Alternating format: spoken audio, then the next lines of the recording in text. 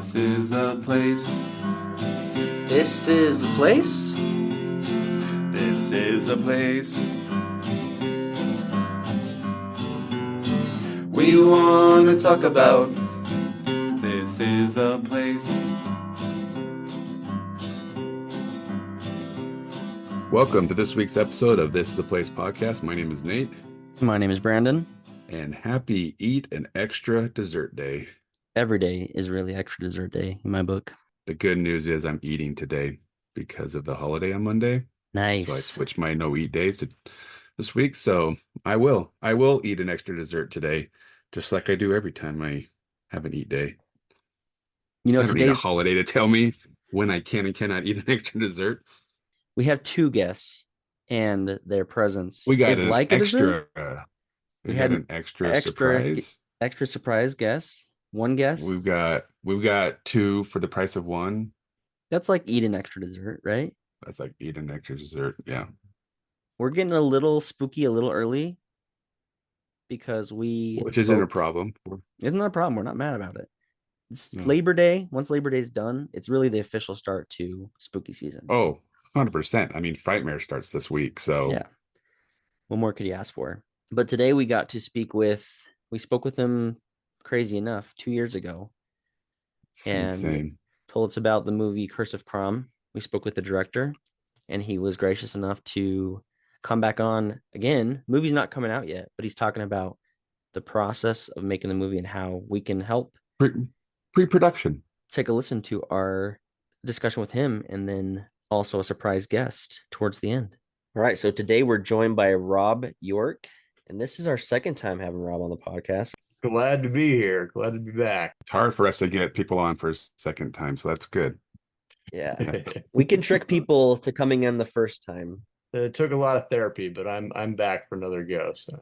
Or he just never listened to the original one. But Rob, what's new in your world? What has gone on since we last talked? Yeah, last time we talked, we were mostly talking about Curse of Crom, The Legend of Halloween, little monster movie that I worked on. And that was been doing good. It's been out for almost 2 years now, and yeah, it's done really well. Good enough that we're deciding to do a sequel, which is super fun. So has it really been 2 years? Yeah. Holy cow. Yeah, it was released in 2022. So when we first talked, it was probably, I want to say, a few weeks after the movie had come out, if that. What has been the response from the first movie? Yeah, the response has been great.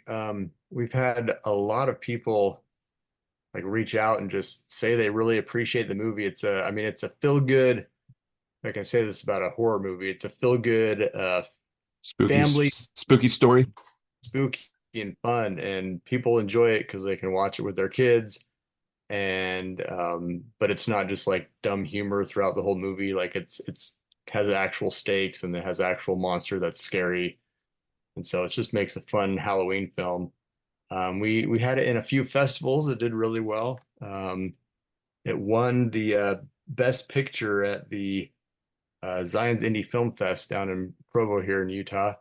But yeah, so the response has been good. It's been fun to read reviews and stuff, and people just are like, "Oh man, this takes me back to the kind of shows I watched when I was a kid. I love it." So it's been good. It's merited a second movie. So what's the plan going forward? Where are you at in the process of Curse of Crom 2? Is that the full name? It's Curse of Crom 2, Crom's Fury is the full name of it. We like to go for as long of names as you can possibly get. So right now we are in, I would call it pre-production. So we've got a lot of things that we're working on. We're aiming to shoot this fall. About the end of October, kind of around Halloween, and then into November a little ways. And we have our script, and it's awesome. And we have all of our actors and a lot of our crew lined up. So it's just a matter now of pulling the final green light trigger, as it were. We have a production company, Aerostorm Entertainment, has been able to provide about half the funding we need for the movie. The budget's a little bit bigger than the original one. Sorry, let me cut that out. The budget is a little bit bigger than the original one. And so we're doing our gap funding with the Kickstarter right now. So to finish raising the funds we need to make the movie and just tapping into people who enjoyed the first one and new fans, and hopefully we'll meet our goal and be able to get this thing rolling come beginning of October. So is it filmed in Utah again? Most of it will be. So we'll film in American Fork, a lot of the same locations we had in the first movie. It takes place with the same cast. It's a really continuation of the first movie. And then at some point we're gonna go into Ireland in the story and film some of it there, which will be cool. Oh, that's way cool. Yeah, I'm super pumped about filming in Ireland. We've got a couple of key sequences that we'll film there, and then some of it that it's supposed to be in Ireland will actually take place in Utah, just because it's be easier to film on a set in Utah. But we're gonna go there with some of the cast and get some awesome exterior scenes. We're gonna film at a sweet old tomb called Curl Crom, I believe it's the name of it. And get some fun, spooky Irish scenery there. So it'll be cool. I'm super pumped about it. Have you been to Ireland before? I have not. I've been to Scotland and I've been to England, but didn't actually make it over to Ireland. I've got a lot of Scottish blood in me, so that was my interest in going there. But obviously, this film is about Halloween, which is largely Irish. Mhm. Well, at least a lot of the traditions that we have are largely Irish. But we actually sent my brother, who was the director of photography on the first movie, out to Ireland last fall so he could do some location scouting for us. So he visited a whole bunch of different places and took some good reference pictures, and we figured out pretty much everywhere we want to go. And it's gonna be epic. Pretty. I'm super pumped about it. It'll be fun. It'll be a little skeleton shoot, as in we won't have a full crew there. It'll be me, the cameraman, our makeup artist, and our actors. Um, but what we need to get there, we'll be able to just work real quick and get it done. It'll be lean and mean, as it were. That's way cool. So if everything goes to plan, because I know that never happens, right? When will this release? And then where do you plan on how do you plan on, what's the word I'm looking for? Distribute the movie. Yeah. So the plan is to have it completed by so it needs to be released next fall, so about September of 2025. And so we'll have to have the movie done and completed in about April, which is a really quick turnover, but it's going to be kind of our focus, do or die schedule. We have to get it done up because in order to get it released in the fall, you have to meet certain deadlines for the different streaming platforms and that sort of a thing. So the idea being that we'll jump onto streaming for it. There's a small chance we may do a little bit of a theatrical release with it. We've had a theatrical distributor interested in it after they saw the first movie. They were really disappointed they didn't get to distribute the first one, so they're like, "Hey, if you do a sequel, reach out to us." Nice. So we may do a little theatrical one. I'm not sure where and how long that would go. We just have to talk with them, but then it'll be mostly on streaming platforms. And I'm hoping this time around that we can get it on more of them quicker so that they're available. When we released the first one, we only had it on one streamer, and I think it was Voodoo for a couple weeks.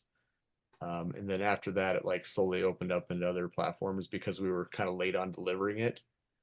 Um, and that was because we didn't with the first movie we didn't know when those deadlines were, but we were able to get it streamed on everything by the next Halloween, obviously, and the film did phenomenal the next year, and so we're really hoping to get it released on as many platforms as we can the first time around. Maybe some festivals. I want to do festivals because they're fun. You get to meet people and they get real time feedback as they're watching your movie, and it's just a fun communal experience. But um, so that's the plan. And Curse of Crom, the first one, it's still out there on some streaming platforms, right? Mm-hmm. Yeah, it's on Peacock and what else is it on? Amazon, Tubi. Tubi, yeah. I think I think it's Spark TV on Yeah. YouTube who has it. So most of your platforms except for Hulu and Netflix. Yeah, I was on my Xfinity app the other day doing on-demand movies, and I was just browsing through. I'm like, hey, It there it popped up. is. Oh, Yeah, it popped nice. up. Good. So Good. you've hit the big time. You're on Xfinity on demand.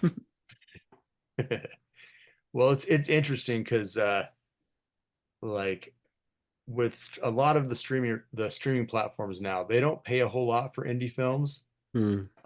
With Amazon, it used to be, I think, 12 cents per hour viewed, and then they've since cut that in half, so it's like 6 cents per hour viewed. And I think now they've done 6 cents per hour viewed, plus you get commercials anyway. It's not free streaming.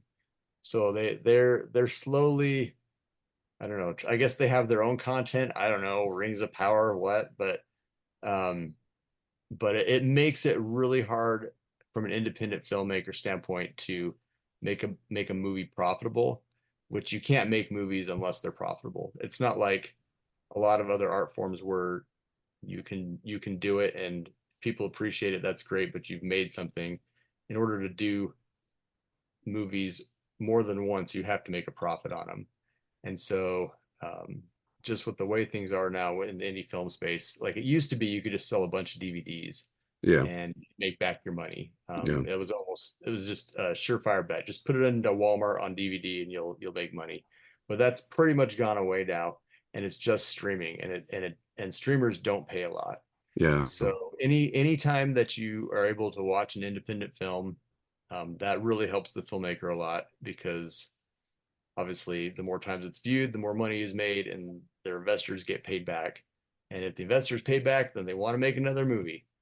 Because it's really a movie's not a one-man show. Like, I'm the director, but I didn't make the movie by itself. It was a lot of awesome cast, a lot of awesome crew, a lot of hard work by a lot of people. And we want to keep doing it because we like telling stories. And so anytime that, you get the chance to watch an independent film on Amazon or whatever, click that button and just watch it because we really appreciate it. It helps us be able to continue to make the art that we love. yeah. We You just brought up a good, sorry, go you ahead. brought up a good point that famous actor talked about on a show the other day, how people are complaining about how originality in movies has gone away and it's everything sequels and prequels. And he brought up the point, like you just kind of hit on it, is that, well, a few years ago, you could make a movie and take that chance, put it in theaters, and if it doesn't do well, then you just count on the DVDs Mhm. sales making up that difference. But now that you don't have that anymore and you have to rely on streaming, which is less profitable, there's a lot of investors that don't want to take that risk, right? So Yeah, you have to yeah, kind of rely on the independent filmmakers, and the big studios just don't want to take that risk anymore. Um, so it kind of proves the point that we've got to support the independent filmmakers if we really want some original content out there, because yeah. And this, I it's mean, just not happening. this coming from a guy who's making a sequel, but Right. Right. But but It's but it's original though. still, It's not just some like Star Wars or something like nonstop. yeah, Let's just it's keep not, making it. it's, I mean, and it's the fun of horror franchises, right? Is you got to watch lots of, your favorite monster return or whatever. But yeah, I 100% agree with that. And there's a lot of stuff in Hollywood that feels like a repeat, feels like, I mean, how many times can you do Transformers movies? I don't know. I mean, they're great. We right. love them. We love Well, them. we'll look Um, at hopefully don't listen to Disney. Their next year or so of movies are all sequels. Hmm. There's like mhm. nothing original coming out. Like with Disney, I mean, sequels and reboots, and they're reboots of old movies that are already perfect that I don't feel like need to be touched again. Right. But it's just they're going for the low hanging fruit. But we do have the opportunity to get original stories, and a lot of it's through the indie space. So yeah, support your local indie filmmaker. And we've been really lucky and blessed to have our film has been profitable. which is why we decided let's do a sequel. But lest you think it's just a cash grab. Like I wanted to go into it with the attitude, I don't want to just make the same movie again. I want to make something that's different, that warrants a sequel, that's actually like a good film in and of itself. And if you've seen the first movie, I don't want to give too many spoilers away, but if you've seen the first movie, it's about a girl who through some mysterious background that she doesn't know about finds herself entangled with an old Irish monster and has to figure out how to defeat it before Halloween night. In the sequel, we're turning it. So I guess the first movie, a lot of it was a mystery. The second movie, we decided to make it more of a buddy comedy with Mary's dad from the first movie, who's played by Colin Cunningham, and Harvey, who was Mary's quasi boyfriend from the first movie. And they basically have to team up to figure out how to save Mary. And so there's a lot of the grumpy old dad who's not wanting to do anything with this deadbeat Harvey, who was kind of a thorn in his side while he was dating Mary, but he's forced to team up with her, and they have to figure out how to work together to save the world from hundreds of slimy monsters. Which is the other thing I'm excited about, is we've got a lot of monsters in the second movie. First one, we had the Crom Cruach monster, but this one we've got a lot more. And it'll be lots of mayhem and slime, and everything's going to be done practically, which will be super fun. That's awesome. So we're running a Kickstarter right now, as I said, to make our gap funding, which is another great way. Kickstarter is also another great way to support independent film. There's lots of indie films that raise their money on Kickstarter, or Indiegogo, sites like that. So we're on Kickstarter right now, and it's got a lot of the information on there about the plot, about the cast that's coming, all that sort of thing. But what I will say is that in developing the story, I read a lot of reviews of the first movie, lots and lots of reviews, probably almost everyone that's been written that I could find. How was that? People who, sorry, what? That's a scary thing to do as a Oh, it is. You have to have content a thick creator. skin. You have to have a thick skin because you're being compared to the multi-million-dollar films that are coming out, and you had a fraction of the budget, and people are putting you right next to it and making a comparison. Yeah. But Not fairly. yeah, well, yeah. I mean, maybe it is fairly. I don't know. I've got my own thoughts about that, but the cool thing is that the movie held up, and so reading all those reviews, I was able to find the common threads of the things that really resonated with people, and I decided that I was going to take those and amp those up, and also suggestions that people had, like, oh, I wish we saw the monster more. That's even though you could view that as negative, like it's also a compliment. They liked the monster, so I'm like, okay, we need more of the monster. And then I decided, and while we're at it, let's put more monsters in it. So we've got lots more, I guess Irish folklore that we're delving into, which will be kind of fun to make. And then as far as the cast, I mean, we've got all of the cast from the original movies coming back. We have Larry Bagby, who played Ice in Hocus Pocus, who's going to be in it, which I'm excited about that. He's been very gracious and read the script and loved it and he's pumped to go on it. Let's see, what else? I don't know, any other? Chris Hansen, who did our practical effects in the first movie, so he designed and created the monster for us. He's doing all the monsters on this one as well, and he's got some fun ideas that we're gonna do. He's working on this sweet little. Okay, well, here's a little minor spoiler. We have these little tiny short monsters, kind of think like a gremlin type thing. Okay. From Irish folklore. Anyways, he's figuring out how to puppet those. Basically, he's attaching them to a rig so that the puppeteer will be standing behind them and be able to walk and make it look like the character's walking, which will be super cool and creepy and fun. So yeah, so Chris is coming back and he's fantastic to work with. I mean, it's gonna be bigger and better. in a lot of ways than the first movie. Just a lot of fun. We're just kind of going crazy with it. Like if you a comparison might be if you've seen Evil Dead 1 and then watched Evil Dead 2, like it's a sequel, but they went ridiculous with it and made Mhm. it goofy and fun and just had a lot of fun with it. Whereas the first one's just like a serious horror movie. Now I'm not saying ours is like that serious because ours is, it's kid friendly. But the second one we're gonna kind of go over the top with a lot of action and slime and goo, and it's gonna be cool. So just reading through the Kickstarter a little bit here, you've got scripts all written, ready to go. Nothing's been actually filmed yet, and that's a big part of what goes into the Kickstarter, right?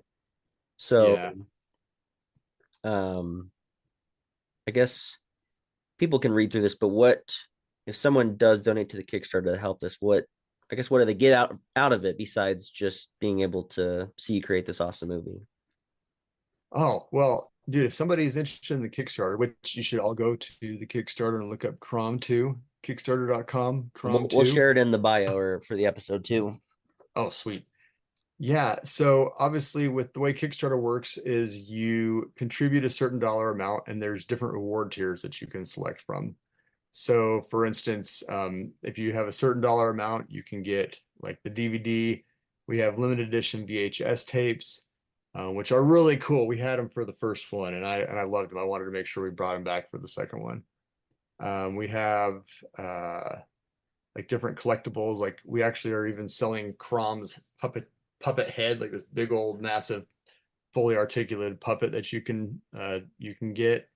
So basically, when the movie's completed, those rewards will be sent to you, and you'll get to watch the movie before anyone else does because we're planning on delivering those probably the month before it's released on any streaming platform.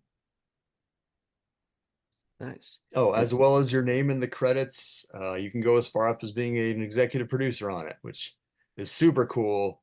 If you know anyone that would like to do that, if you you get lots of see cool perks with that one. if you go up to 500, that's where you get like a thanks to in the credits, right? Mhm. Nice. So yeah, if you guys are interested in backing again this awesome project, there's plenty of reward tiers. You can even have a character named after you. That's pretty cool. Which you should jump on that one. Just saying, it'll be fun. Limited amount. Let's see. There's only 2 slots for that, right? So Mhm.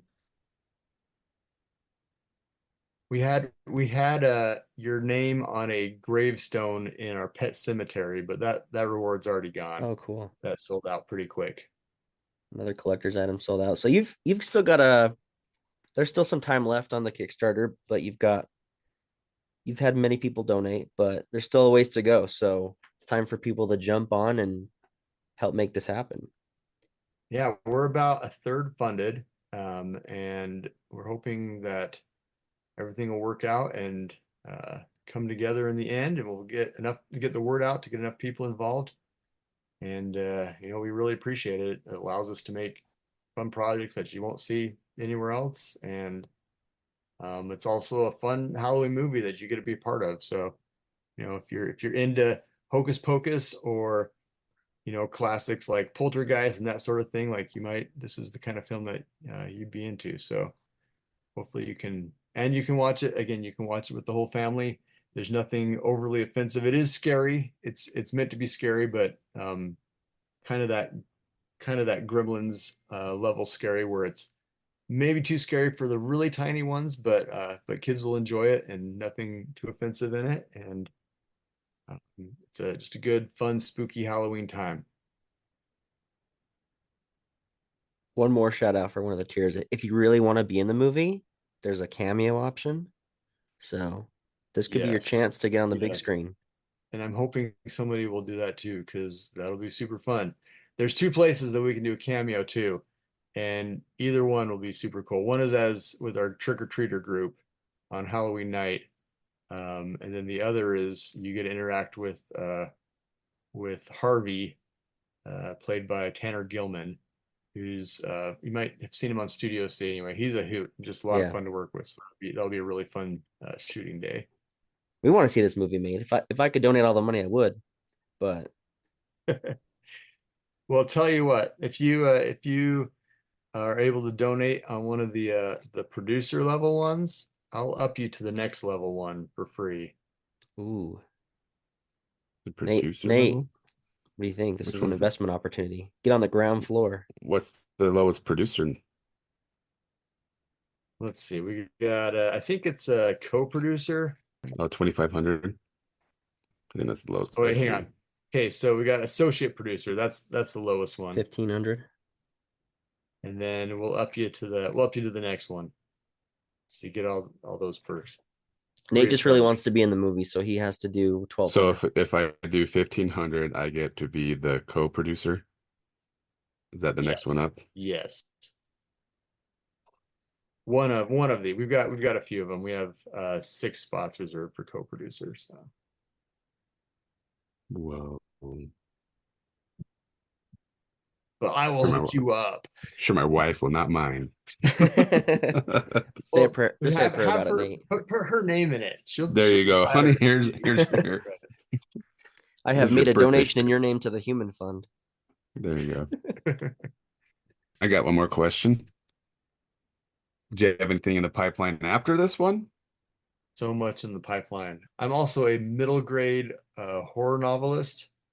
So I have a book series called Frightland, which is available on Amazon or through Bard Press, and at some random bookstores as well. And the first book in that series, it looks like I just had a guy option it, and it looks like he's going to produce it this fall as a movie, which will be kind of cool. It's called The Wild Man of Shaggy Creek. And then, yeah, I've got a couple other projects that we'll hopefully do next year.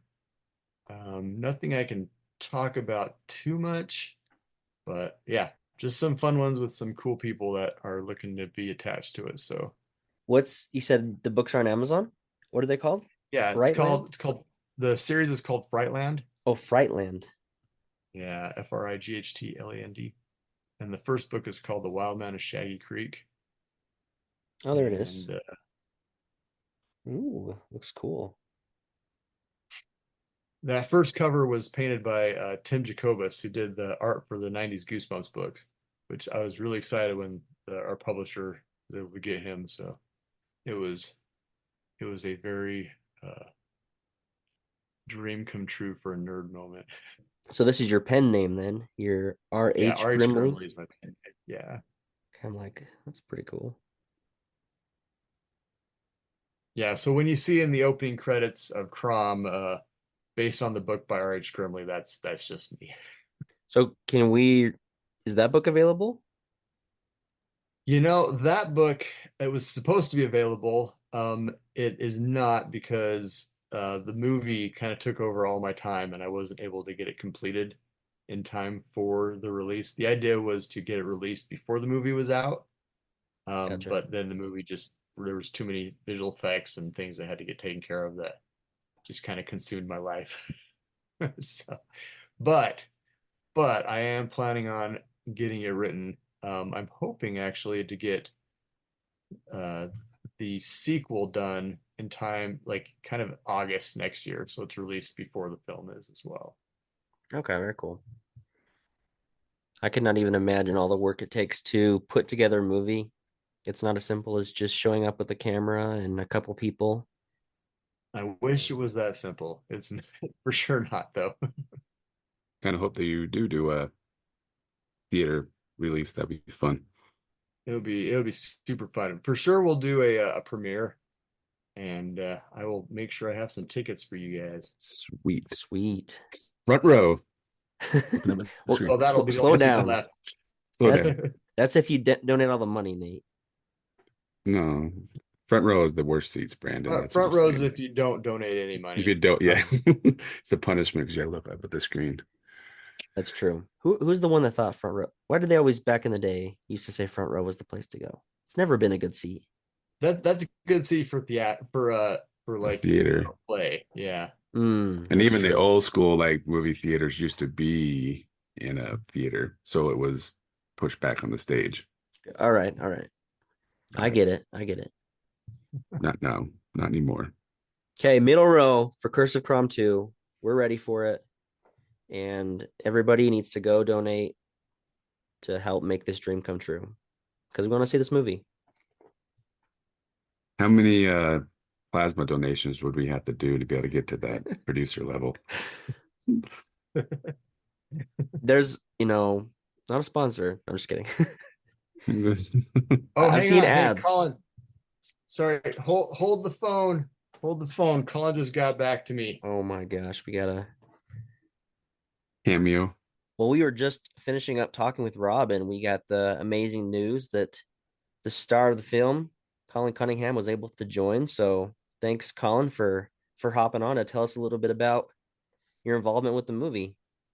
As an actor, you're always grateful for a gig, but 9 out of 10 times that gig sucks, and you're just grateful because you can pay your rent or show up and have some fun. But in this case with Rob, look, I kind of discovered Rob at a film festival. He had a little film that he'd made for $1.25, and I was blown away by it. And so I went and approached him and just said, "Hey, man, like I need to be on your radar because as fortunate as I've been for the last 30 years to work steadily and consistently and with some pretty amazing people. I mean, from Spielberg to, I mean, you name it. It's been amazing. But you're always looking for people that have some craft, that have an artistic eye, that don't settle for crap. And as I was saying with Rob, I mean, I'm watching this little movie that he made, and it was a feature film, and it was a guy stuck in a lunar capsule, and the sets were made of cardboard, and all the buttons had been glued on with an Elmer's glue stick. And I believed every single minute of this movie, and I thought, man, I mean, I'll see stuff with CGI and green screens, and I don't believe any of it. This guy, made me believe that an astronaut was stuck in a rocket ship that was shot in his basement, and I was just like, I gotta reach out and meet this guy. So as fortune or fate would have it, was so many months later that he called me and said, "Hey, I got this little horror flick called Crom, and I've got something in mind for you." And I'm like, "Awesome." He says, "Well, I'll send you the script." I'm like, "It doesn't matter. It doesn't matter. You can send me a napkin. It won't matter, because I know that the integrity and the quality is going to be good, because he won't let it not be." So, and that's just kind of rare, because sometimes you're working for a studio or what have you, and it's just about selling paper towels, and they really don't give a damn to present anything of quality or story or any of that kind of stuff. They're just checking off boxes. But with Rob, he wants to, he really does. He puts his brain into it, his heart into it, and he in his blood and sweat into it. So I'm happy to be aboard. I mean, you said you've taken some roles. Like, this is a paycheck, right? I'm just gonna do this movie or this show, and you've got quite a list that you've done. You've been in a lot of things, and so I think it is a testament to Rob and what he's doing that you're willing to come back for a second. No, it absolutely, go. It absolutely is. But also, look, from my perspective, I mean, I can walk onto a Kevin Costner set or a Steven Spielberg set, but when I walk onto a Rob York set, it's the same set, because those are the important things first. So there's just credibility. So it's not like I'm walking onto some cheapo, low budget, micro budget indie set. It's not. All the elements that are supposed to be there are.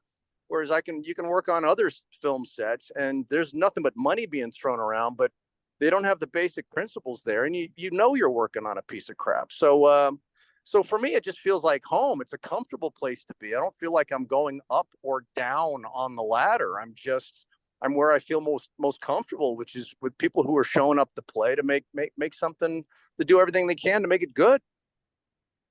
Dude, you're making me blush, Colin. Making me. No, it's true. No, look, it's true. I'm one of Rob's biggest fans. It's funny because I know him. I know him as a man and as a person, but I don't know him that well. I wouldn't say, Rob, we're not hanging out or going to football games or anything. I think the thing we ultimately, most importantly, have in common is I know that what I do when I show up to play, it's safe. It's not taken for granted, and you can collaborate and contribute, and it's it's not some some director in a a leather jacket sucking on a cigar somewhere and getting ready to go out to have his his 5-star dinner at Ruth Chris later that night. It's like, no, man, you're in the dirt, you're up to your knees in muck, and it's late and you're cold, and everybody's there for the same reason, and that's just credibility in my book. I mean the same with watching you perform while we're filming. It's about the storytelling, and that's what I think is the important part.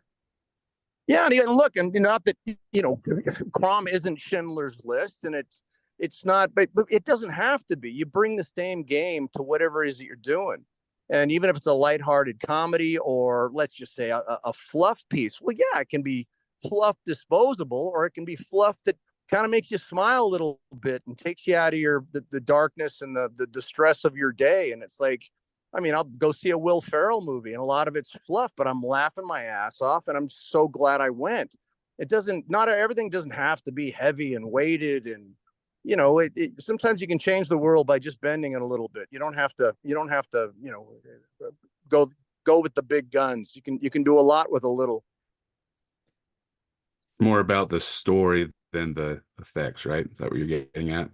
Well, that's where look, the effects are useless if you don't believe in the story.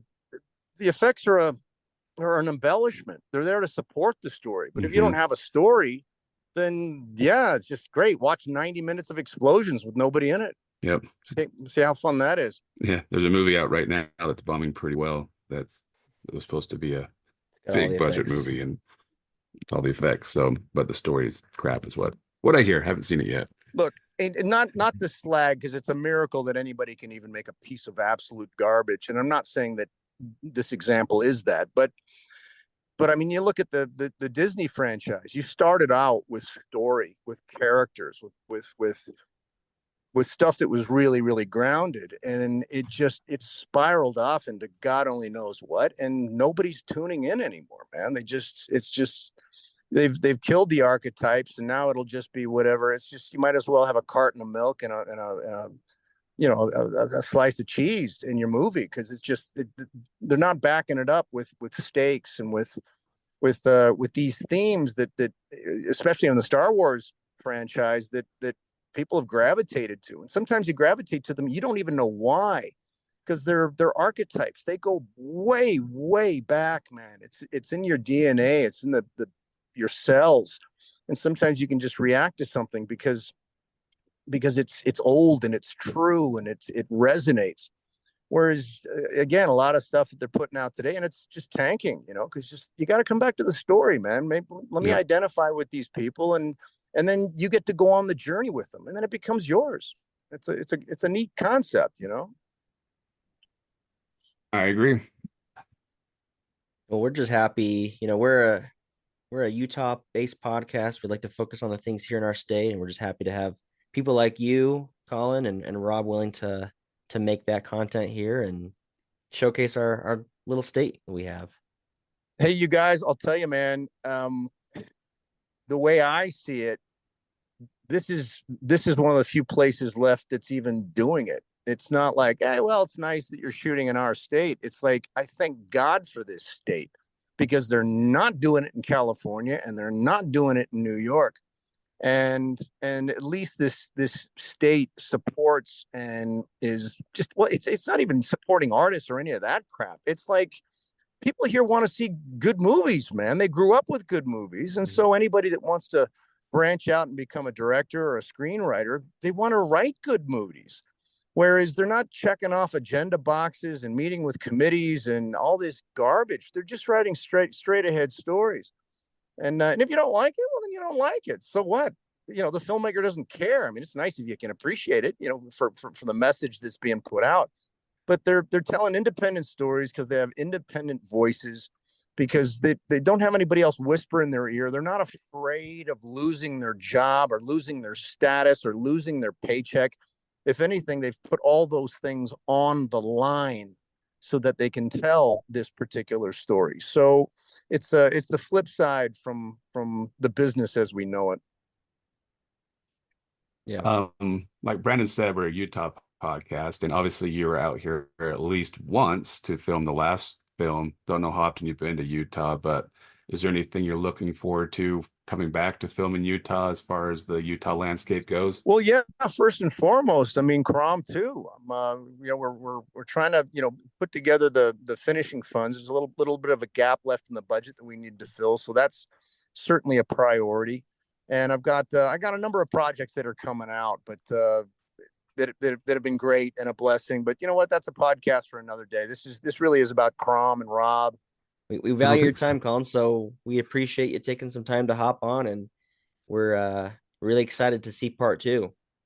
No, hey, look, guys, it's appreciated. It really is. Because look, if anything, we all gotta, stick together and help each other out. So if you guys ever need anything on my end or what have you, please don't hesitate. Because look, we're all in the soup together, man.